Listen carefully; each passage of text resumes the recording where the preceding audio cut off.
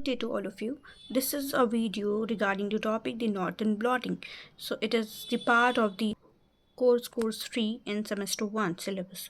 So northern blotting is used in molecular biology to detect the presence of a particular mRNA in a sample. So it is a classical method for the analysis of the size and steady state level of a specific RNA in a complex sample and is relatively simple to perform and inexpensive.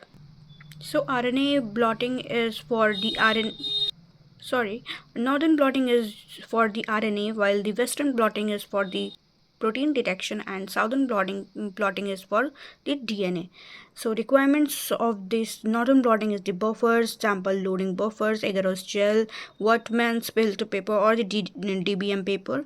So power pack radio label probe. So methods. So it is similar to the southern blotting with certain modification. Here the procedure are the several steps. For the northern blotting is the RNA isolation, then the separation of the RNA using gel electrophoresis, then transfer of the RNA to a membrane, hybridization and washing, and then visualization.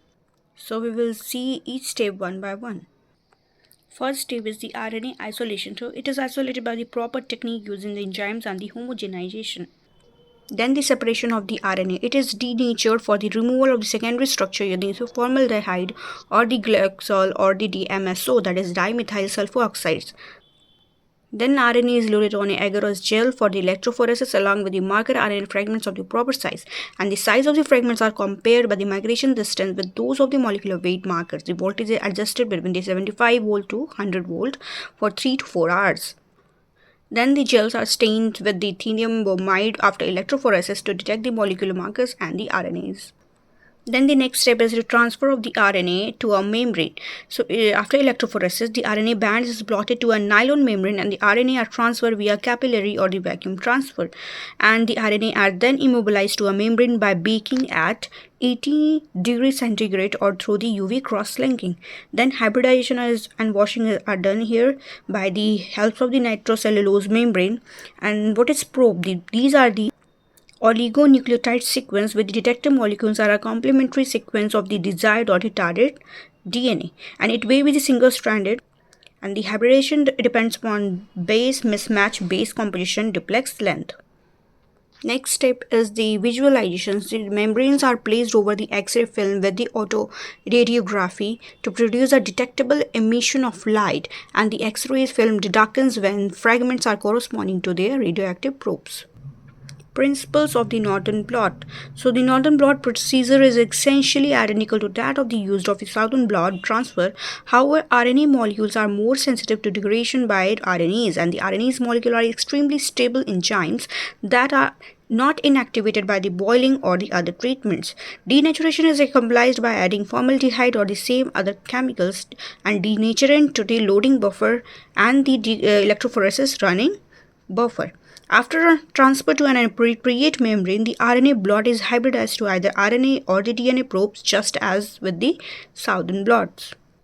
Here the figure describes the northern blotting process. So when our RNA is isolated from a cell, then it goes on the electrophoresis process by the help of agarose gel, and the formaldehyde maintains the linear structure of the RNA so that the further reactions goes on, and it is connected to a power pack. Then it moves to the filter paper by the capillary actions. So RNA moves to a filter paper by capillary actions. Then it is transferred to a membrane process known as the imprinting, and then it is transferred to a filter paper which is kept into the plastic bag. So these are the single strand probe, and then it is washed, so by a process of washing and then a autoradiography. So it is seen in the X-ray film, and the bands of interest are seen in this film. So this is a figure which describes the northern blotting process.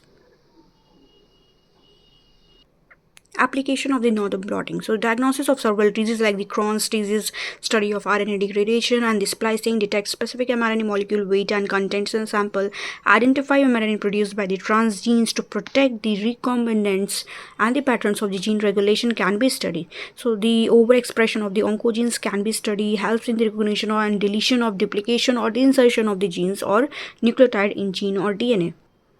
So they can be used to determine whether a particular gene is transcribed in all tissues of an organism or only in certain tissues. So this is the application and of the northern blotting. So all about this. Thank you and see you in the next video, which is based on the western blotting. Thank you.